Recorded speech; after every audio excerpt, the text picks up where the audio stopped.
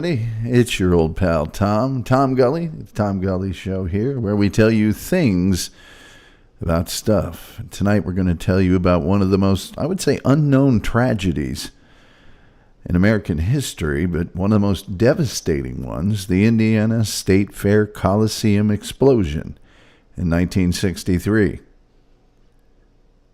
However, I think it's only fair. I just got some breaking news here, and I know it'll be of interest to all of our listeners. I'm going to read from the statement. Effective immediately, the United Pickleball Association has terminated the contracts of players Ryan Fu, Vivian Glosman, and James Ignatowicz.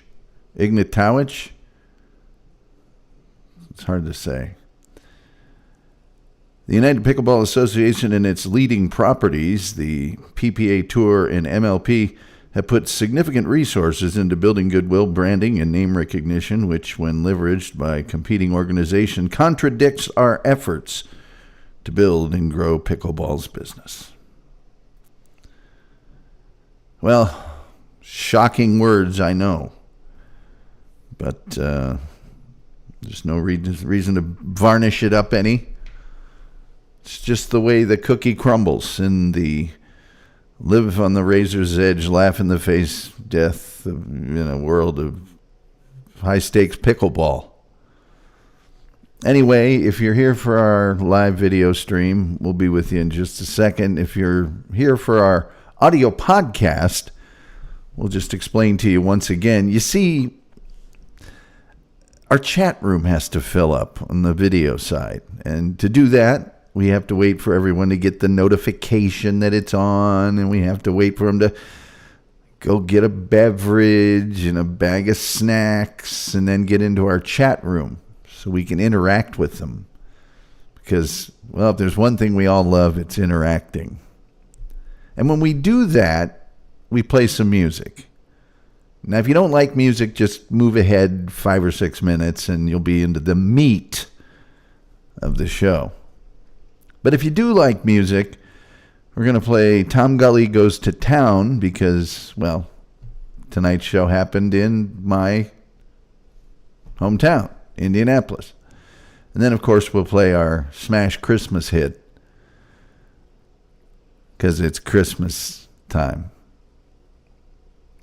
Anyway, try to get over this stunning pickleball news, and maybe this music will help. We'll be back in just a second.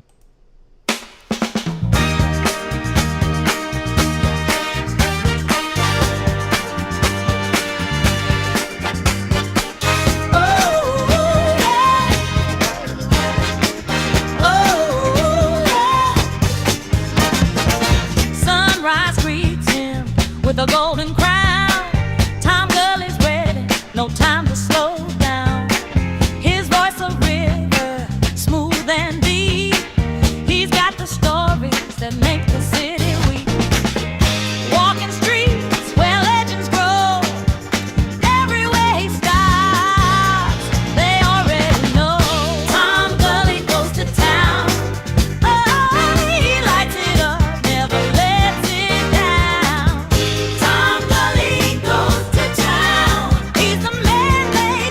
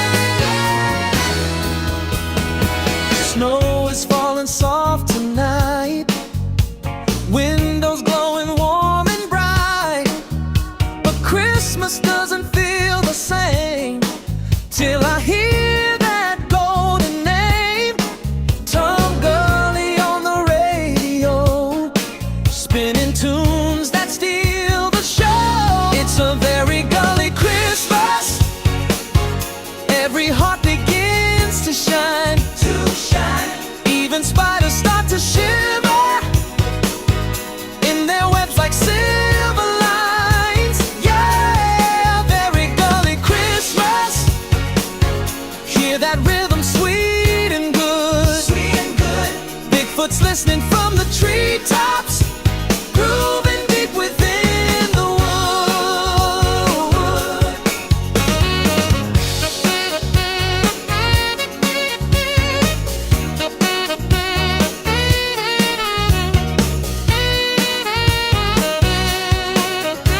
Frost is dancing on the pane, candles flicker in the lane, spiders sway with all 8 feet, keeping to that perfect beat, and Bigfoot hums that mellow tune underneath the winter moon. It's a very gully Christmas, where the joy just rolls along, spiders tapping in the rafters, Bigfoot singing to the song. Oh yeah, a very gully Christmas, feels like magic in the air.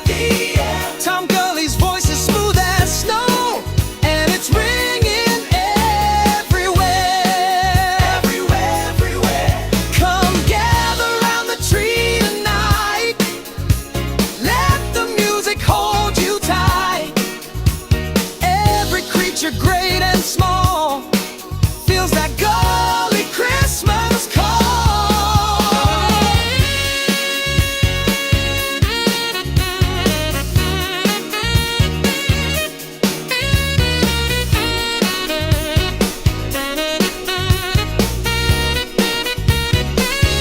It's a very gully Christmas, and the world is feeling right. Spiders spinning festive threads, Bigfoot dancing out of sight. Yeah, very gully Christmas, let the season sing on through. Tom Gulley brings the soul and cheer like only he can do.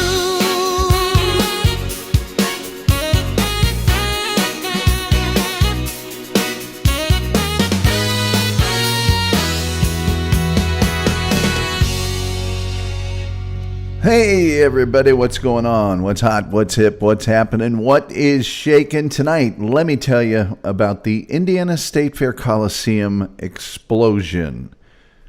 Devastating. It's also a story of amazing response. It's also a story that reflects how dangerous the Indiana State Fairgrounds is.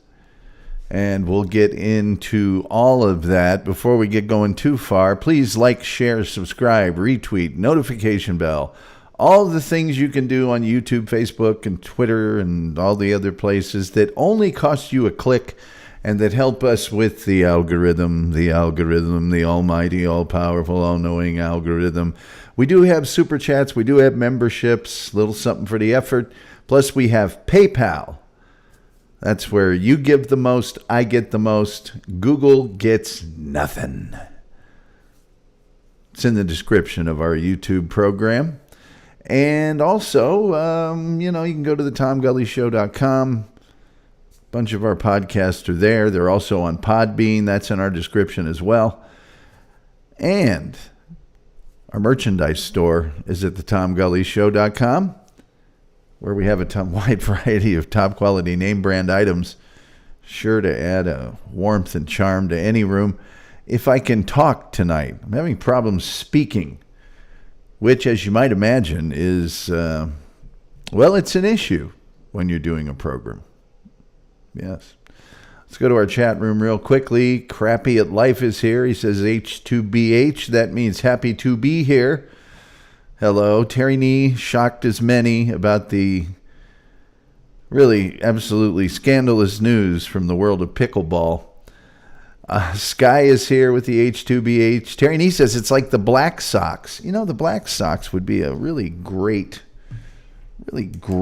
topic for this show.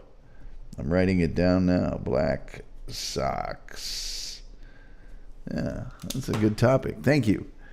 Crappy Life says, you said meat. I could have said anything. Who knows? Crappy Life says, you blew up the previously Coliseum, didn't you?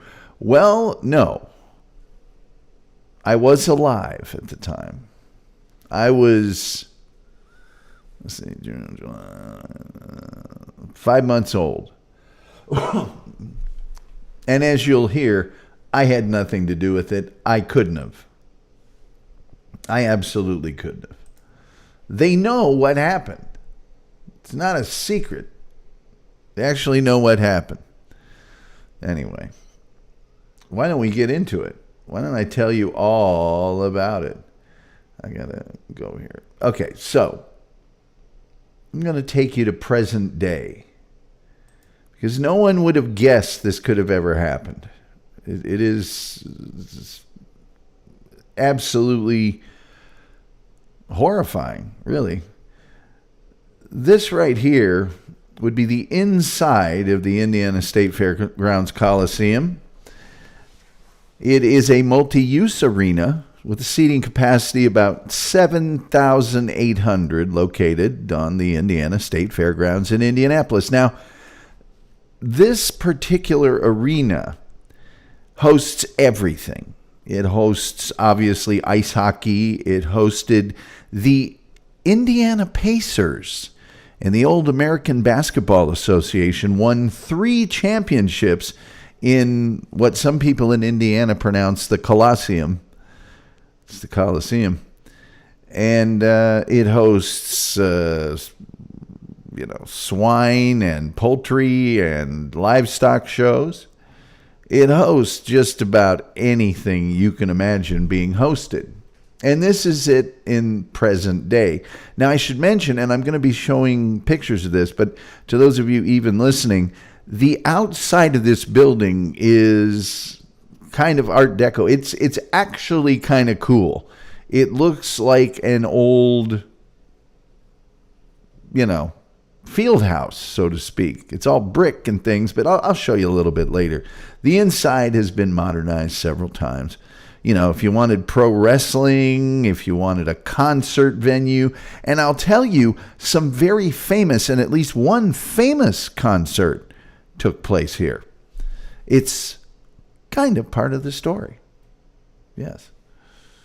Crappy Life says, guilty as charged. A very cunning 5-month-old, no doubt. No, they know what happened. They actually know what happened. They know what happened. All right. So on the night of October 31st, 1963,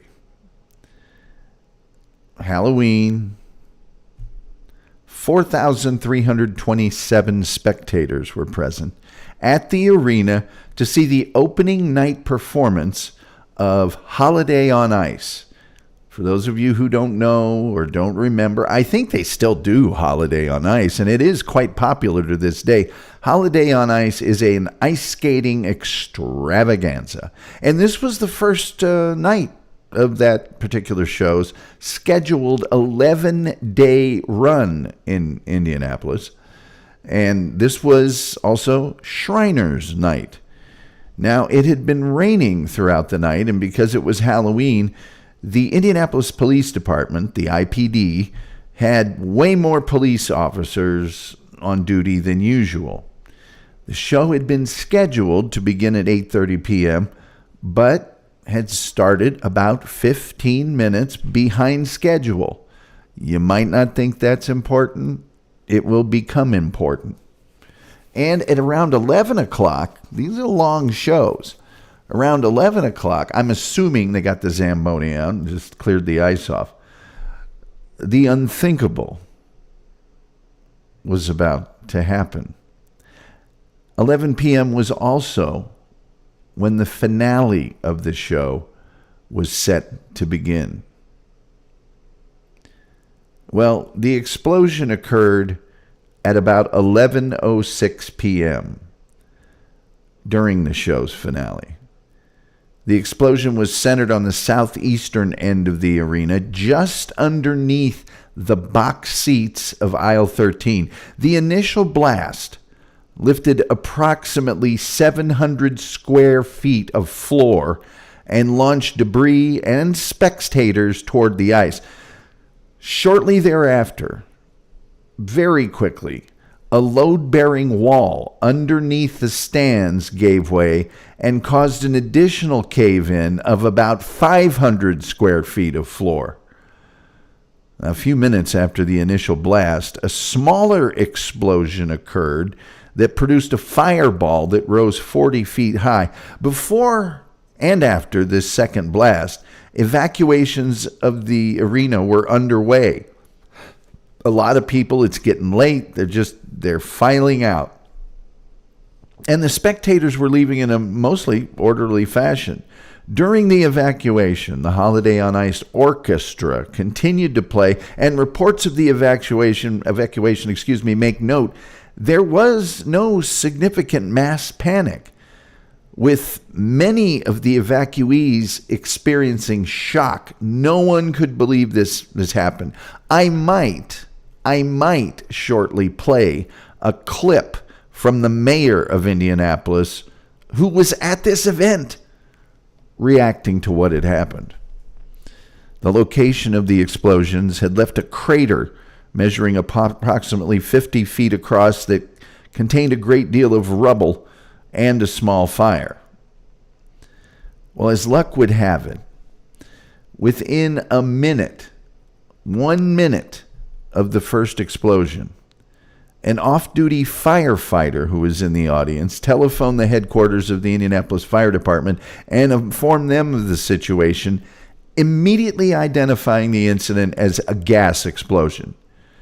Now, that call also alerted the Indianapolis Police Department, as dispatchers for the fire department and the police department regularly monitored each other's calls. Extremely quickly after this call, another off-duty firefighter at the Coliseum called the fire department and requested ambulances to be sent to the scene. Now, this is an almost unheard of shortness of time in response. And that's one of the things about this. There is a large death toll at this event. I'm not going to reveal it right this second. It's way larger than you might think.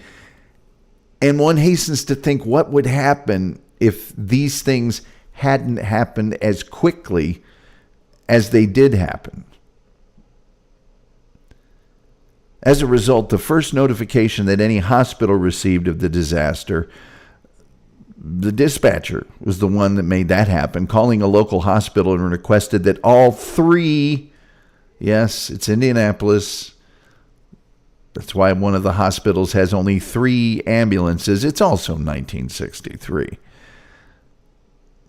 Although it might kind of explain why everybody in town was at this particular event.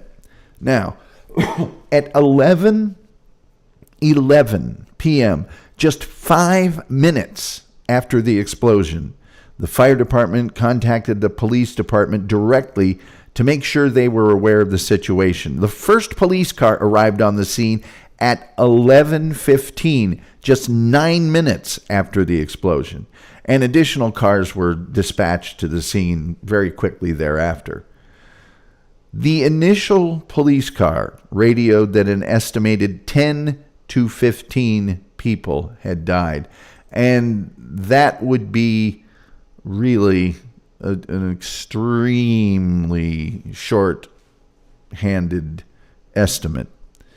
Around this time, additional crisis organizations in the area like the Salvation Army and the American Red Cross were alerted, and they began to mobilize, sending some of their personnel to the Coliseum to assist. Within 9 minutes of the explosion, a photographer for local television station WFBM TV was at the scene, and news of the event would be broadcast on the late-night news. The Indianapolis Star had over 40 employees working to have the story quickly added to the next morning's paper before the press deadline of 1:30 a.m. At 11:23, 18 minutes after this event, right? A police car at the scene radioed a request for cranes and tow trucks to be sent to the arena. While the dispatcher notified them that all available tow trucks would be sent to the site, No further mention was made of sending cranes, as much of the rubble in the arena needed to be lifted and not dragged. Around this same time, the first fire engine, which had been stationed near the entrance of the fairgrounds, arrived and began to put out the fire that had broken out, with the firefighter on board giving an estimate that 50 and 100 people had been injured, which would also be a very shorthanded estimate. Fire department dispatchers radioed the Indianapolis fire chief, Arnold W. Phillips, and called for an additional engine and rescue squad to go to the Coliseum. The fire chief ordered that heavy equipment be brought to help free some of the injured spectators in the rubble, as the firefighters' electric hacksaws had proved ineffective. Because the fairgrounds are state property, local police notified the Indiana State Police, who had been mobilized by Indiana Governor Matthew E. Welsh, Indianapolis being the state capital. The state police immediately sent 3 officers to the site, while initial estimates from the state police put the death toll at 12 to 15. That number continued to rise, and more state police troopers were called in through the night. The district chief from the Office of Civil Defense, the 5th District, also arrived on the scene shortly after being notified by the fire department and requested both additional manpower and that all hospitals in the area be contacted and informed of the situation. In total, about 250 volunteers arrived and participated in the direct emergency response. Meanwhile, civil defense officials began sending their own emergency equipment, primarily focusing on tools that could remove debris. We're talking huge chunks of cement and you name it. Around 11:35, 29 minutes after this explosion, they contacted the police department near Speedway, Indiana. Yes, the place where the Indianapolis Motor Speedway is located. The Indy 500 takes place there. And they requested that they borrow a mobile crane from a heavy equipment company. Speedway police responded shortly afterwards that the mobile crane was on its way via police escort, and it arrived about an hour later. As the response efforts increased, and I should tell you that perhaps part of the reason it took an hour was so many emergency vehicles and volunteers arrived, it was difficult to get to the Coliseum, as I'll mention in just a few minutes. As a result, civil defense officials began directing ambulances to enter the fairgrounds on the north side and exit to the west. As more injured people were removed from the Coliseum, the west field of the fairgrounds became a makeshift triage center. That's where all the injured people were. Civil defense officials began directing some ambulances to take their injured to a nearby military base to avoid possibly overcrowding local hospitals. U.S. Army ambulances from that facility were also deployed. That might have been Fort Benjamin Harrison. I don't know. It doesn't say. By 11:30, around 24 minutes after the explosion, only 10 injured people remained in the arena. Sadly, however, the Marion County coroner arrived on the scene at 11:45 p.m. and was one of the first physicians present. Due to the large number of victims, the coroner established a makeshift morgue on an undamaged portion of the ice.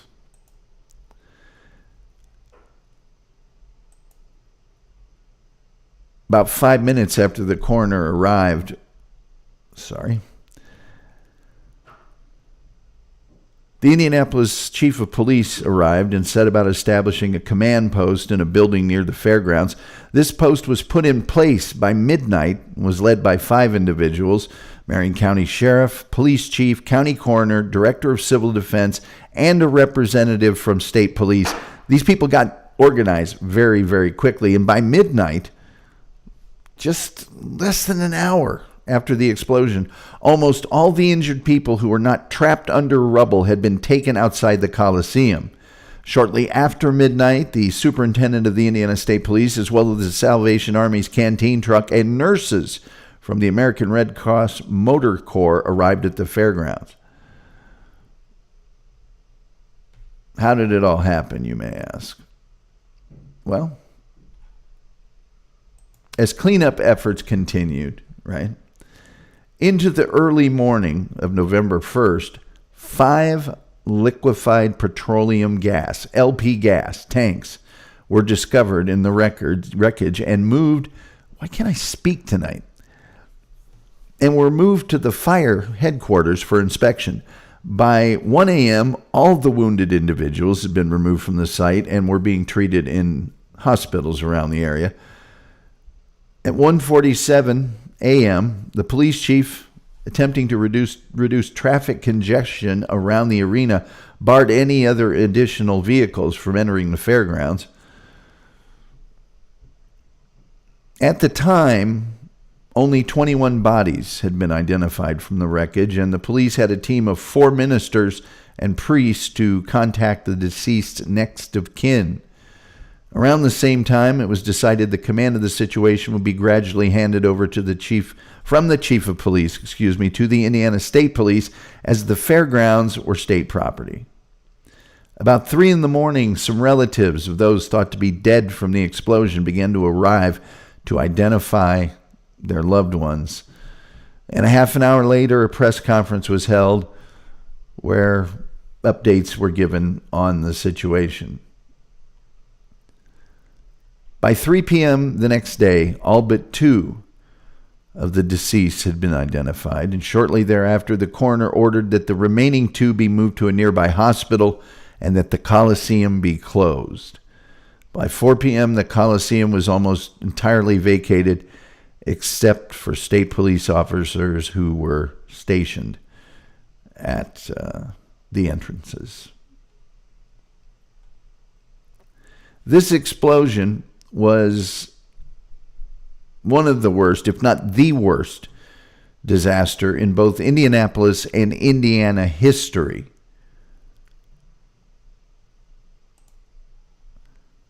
Approximately 54 people died in the initial explosion, and others later died from their injuries, raising the total number of fatalities to 81.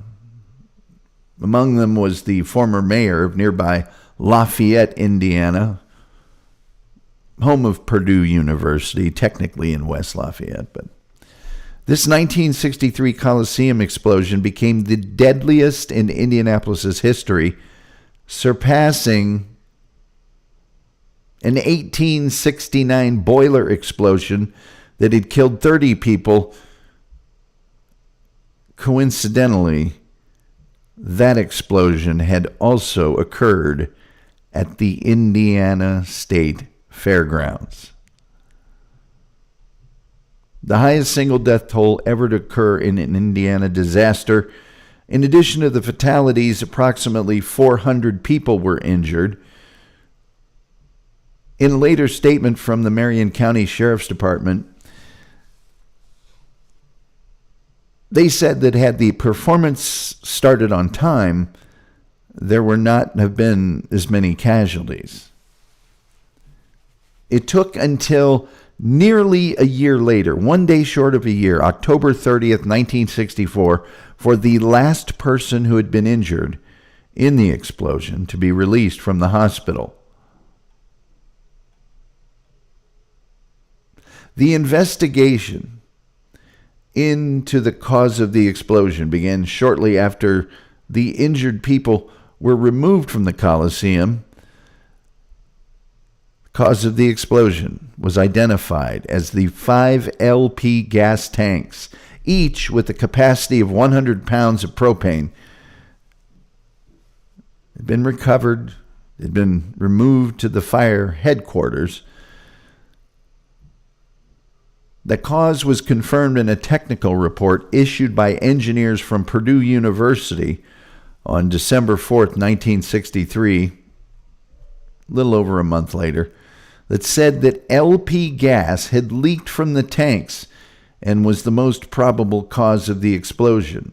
Now, these tanks had been stored in an unventilated concessions area storeroom, which is located directly beneath the southeast section of bleachers.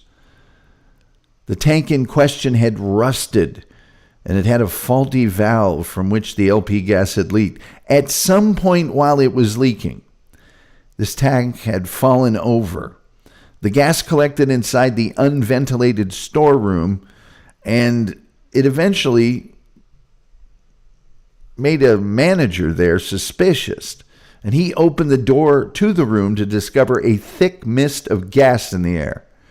The manager notified several employees in the area and began evacuating them, though one employee entered the room to attempt to stop the leak. Ultimately, the gas came in contact with a heating element on an electric popcorn warming machine and ignited, causing the initial blast. The second explosion that happened a few minutes later was caused by the remaining propane tanks that had not erupted in the first blast.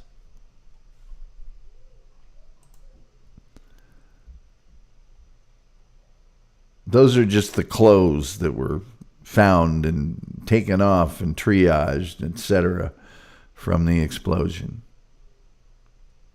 Let me see here. Here's the outside of the Coliseum. It is exactly as it was in 1963. It's the Indiana Farmers Coliseum in this photo. It's got a different name now. It just got it last year. It's the Colteca, or I'll get to it in just a second. There was an investigation. Following the explosion, a grand jury was convened by the Marion County prosecutor. In total, 8 state and local agencies were involved in the investigation, during which time the jurors heard testimony from 32 people. Overall, the jurors noticed a constant blame shifting from those interviewed. Just like the last disaster there. With many trying to clear themselves or their organizations of responsibility for the incident. Over the course of this inquiry, the sports promoter who operated the Coliseum stated that while he didn't have permits to legally store LP gas inside the building, he'd been using them for about 10 years and he was never made aware that he needed a permit. Also, while it was customary to have firefighters inspect venues before large public gatherings, like they did 2 years earlier for the Holiday on Ice show at the Coliseum, the promoter hadn't reached out to the fire department prior to this show. It was also revealed that despite hosting very large gatherings throughout the year, the Coliseum was inspected by firefighters only once a year during the state fair. News reports showed that the fire department was aware of the LP gas tanks being used at the Coliseum, and they'd been called to the venue several times in 1959, 4 years earlier, to investigate reports of a gas leak, but they'd taken no precautions to stop the venue's operator from doing so. Well, I'm not going to get into all the details, but basically, the grand jury released its findings, and they indicted 7 people with involuntary manslaughter charges. And it was 3 people from the LP Gas Company, the corporation that did that, the Discount Gas Corporation, 2 employees of the place that operated the arena, the Indiana Coliseum Corporation, and they even pressed misdemeanor charges against the fire marshal and the fire chief. But guess what? No one served any jail time. And most of these charges were either overturned, or in one case, the only person that was found guilty of anything, the Discount Gas Corporation's president, Edward J. Franger, He was found guilty of a jury of assault and battery. And that was later overturned by the Indiana Supreme Court. However, survivors of the explosion and the families of those who were killed were awarded approximately $4.6 million in settlements. I don't know why I can't speak tonight. I really don't. I blame the Indiana State Fairgrounds. Of this $4.6 million, about $1.1 million was paid out by the LP gas provider's insurance firm to 379 of the victims, while they paid an additional $3.5 million in an out-of-court settlement. In total, more than 413 lawsuits had been filed against insurance companies and the state of Indiana for damages from the explosion, with the cumulative amounts totaling $70 million. And that was in 1963 when $70 million was still $70 million, mister. Strib says the 1979 The Who concert disaster is interesting too. Yes, it is. That, for all intents and purposes, that concert ended festival seating at concerts, which...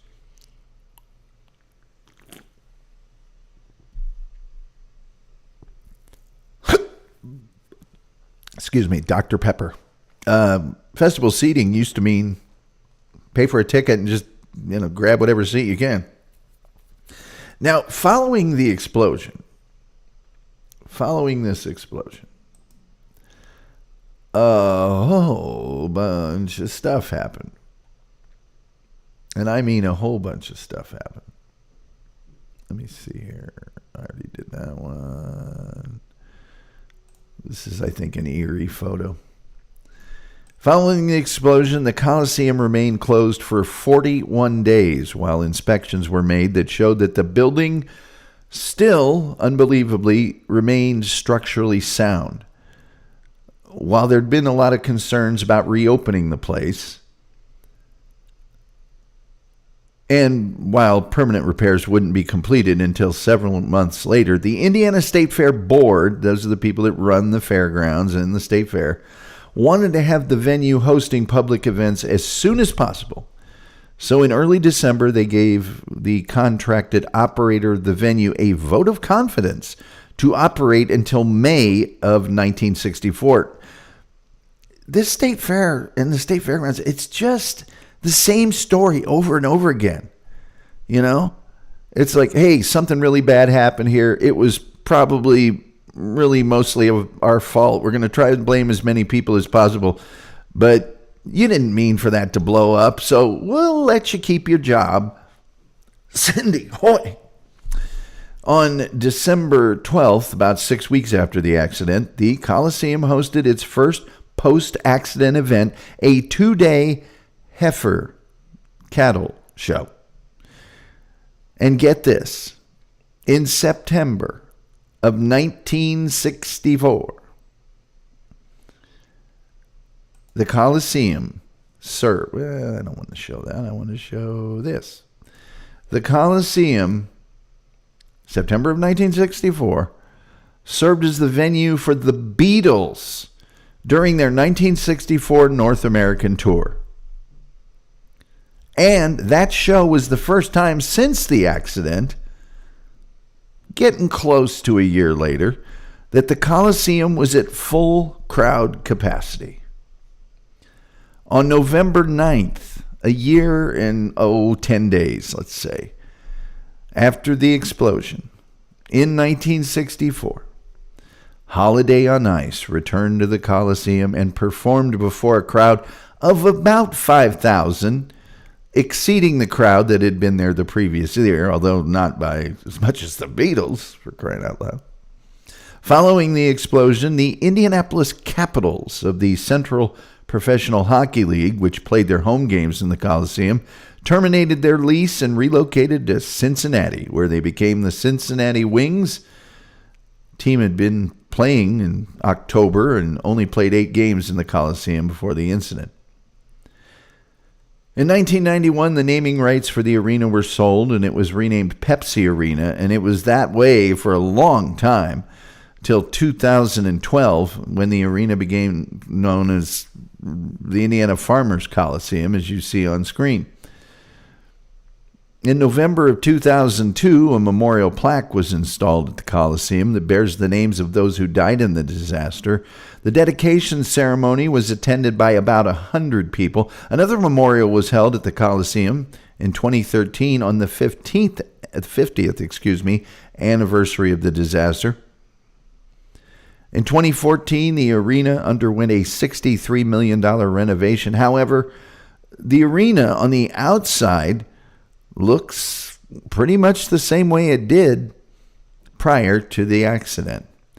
In November of 2024, the Indiana State Fairgrounds Commission and Indianapolis-based Corteva Agriscience entered into an agreement to rename the arena as Corteva Coliseum, which doesn't necessarily have the greatest ring to it, but that's what it's called now.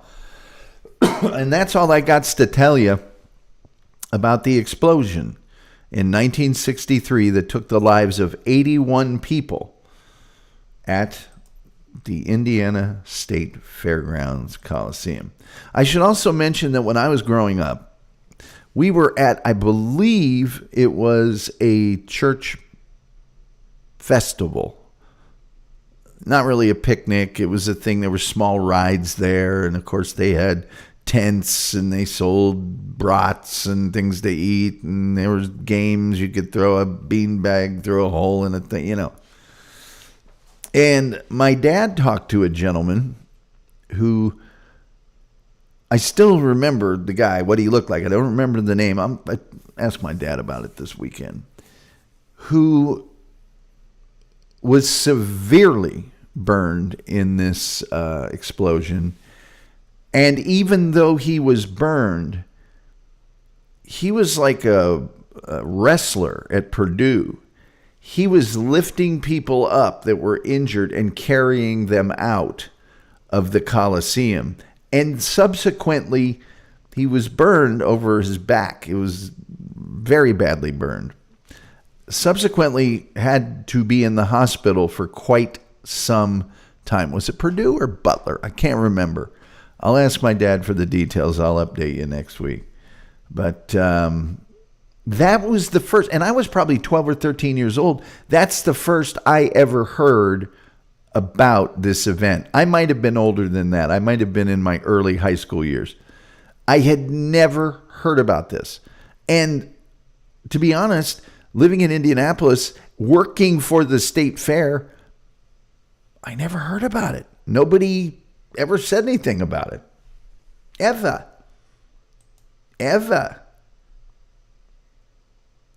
This guy says, crazy how years of incompetence can lead to a tragedy like this. Well, it was a different time. And, we've gotten safer since 1963, I hope. Let me, Pod Awful's going to be on in 21 minutes. So I'll certainly be out of here by then. Let me see if I can find this clip here of the mayor of Indianapolis. I'm pretty sure I can. I've got that Riz. Pretty well known. This isn't it. This is it. Okay.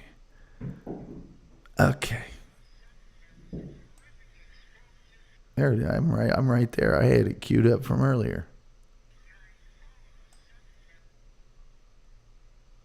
Okay.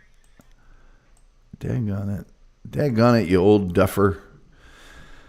All right, let me play you a little of the mayor of Indianapolis reacting to this event. He was there. He was at it. Here you go.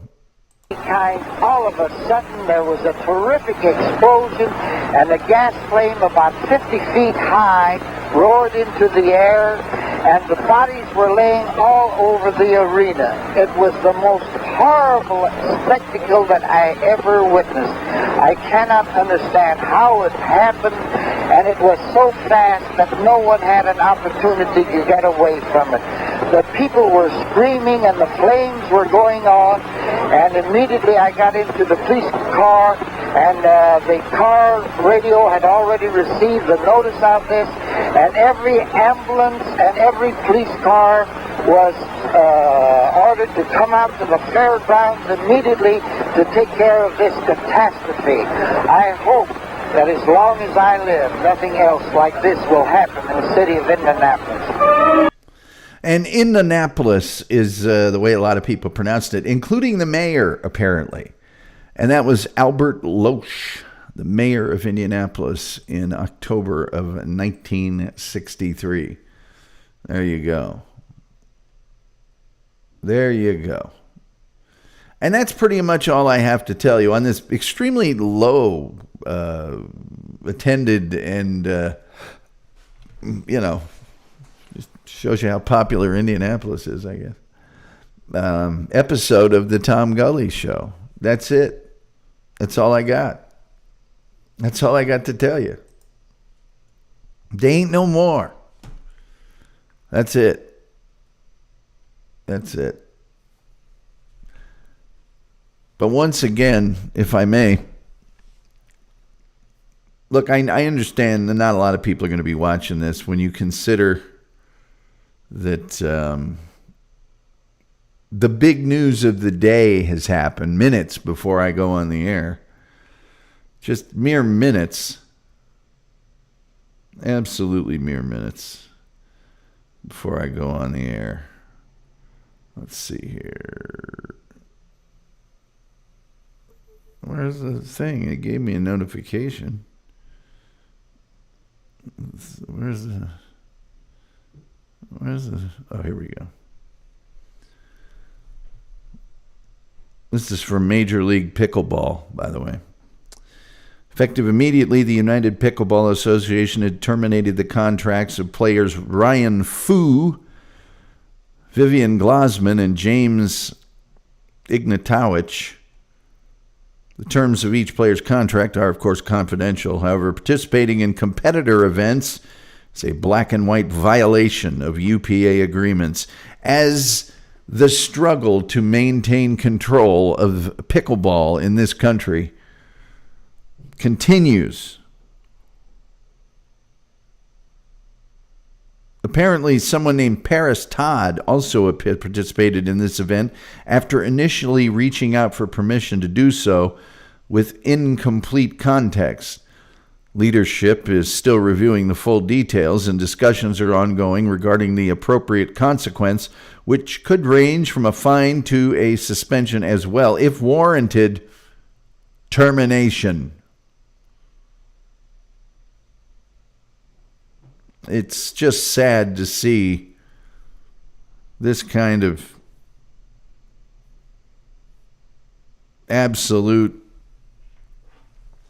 skullduggery affect the world of high stakes, live on the razor's edge, laugh in the face of death, competitive pickleball.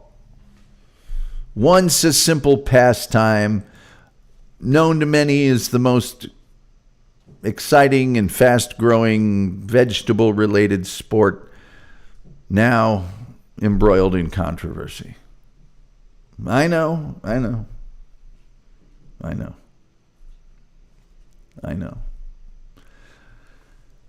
I guess the question I'm asking myself now is, can I vamp for another 15 minutes? I don't think I can. Tomorrow, the inexplicable, puzzling, unexplained, unsolved disappearance of news anchor Jody Huisentruit from 1995. The details of it will astound you. It is, again, one of these weird, how could this happen? How did they not have this solved type of deals? And we'll have that for you tomorrow. As well as any more late-breaking pickleball news. Yeah. Anybody got any questions in the chat? Because if not, we're going to shut this baby down. You know, there are truckers that listen to the audio podcast of this program, and I feel bad because I'm denying them 15 minutes of content that can get them further on down the road. And it's because the chat room has not really provided me with any queries or remarks or stuff. I'm not blaming you. It's just the way it is. Some nights you talk about a Coliseum explosion, people just aren't chatty. Can you blame them?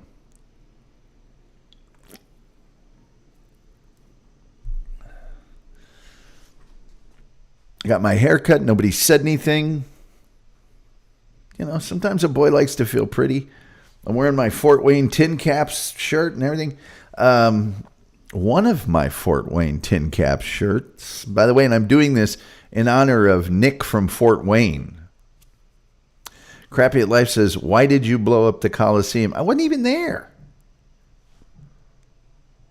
We lived in Zionsville. My parents weren't going to take a 5-month-old to Holiday on Ice till 11 o'clock at night. And they were a young couple starting out. They didn't have money to blow on driving down to Indianapolis and going to the Coliseum driving down to Indianapolis. Heard a lot of people say that. Strib says, hair looking spiffy, Tom. Thank you. Appreciate it. Appreciate it very much. More than you know. Because I ain't going to tell you. All right, Dan.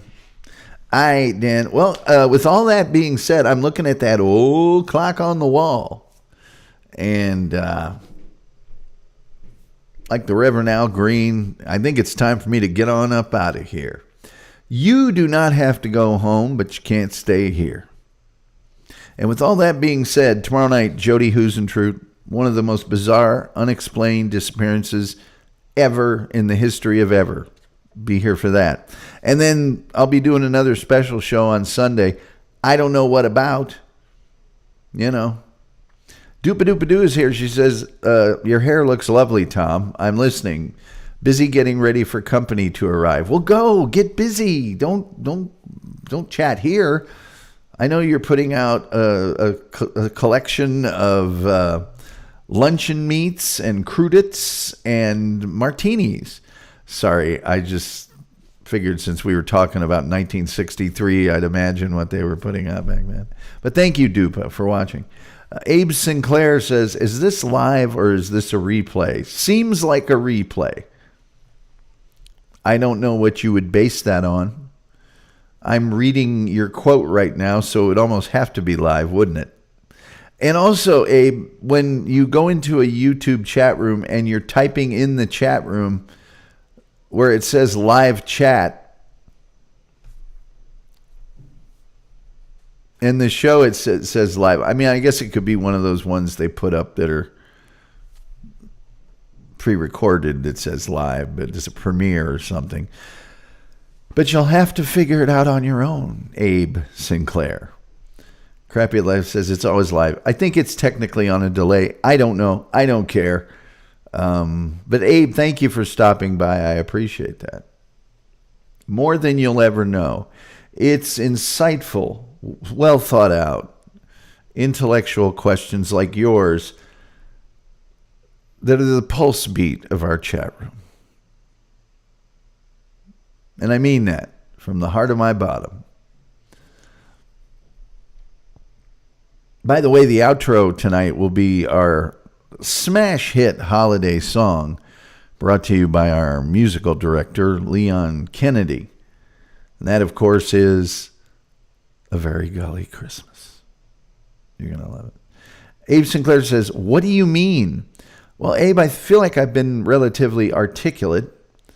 And if you are asking yourself the question, what do you mean?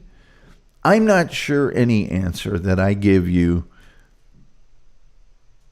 would be understandable for you. So get a smart friend, have them explain it to you with a series of what I assume would be grunts and gestures. It's probably the best way to attack that. Upcoming shows will be on Peter Lorre, the polygraph machine, the 1919 Chicago Black Sox, Tom Waits, Charles Bukowski, Texas Guinan, the Magic 8 Ball, and the Etch-a-Sketch, and other exciting topics. Oh, I have some more here. Let's see here. George Plimpton. That's, I think, it. Wait, whoa, no, hold on. I found some more. No, I think that's about it.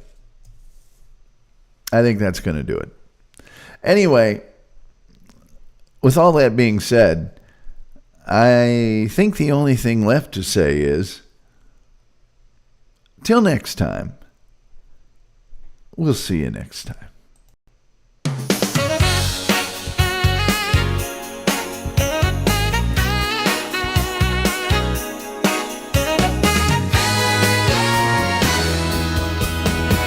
Snow is falling soft tonight, windows glowing warm and bright, but Christmas doesn't feel the same till I hear that golden name.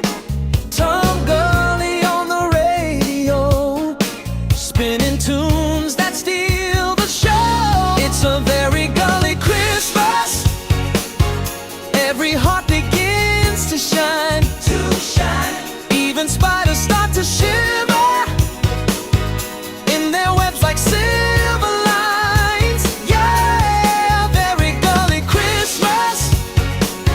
Hear that rhythm, sweet and good. Bigfoot's listening from the treetops, grooving deep within the wood.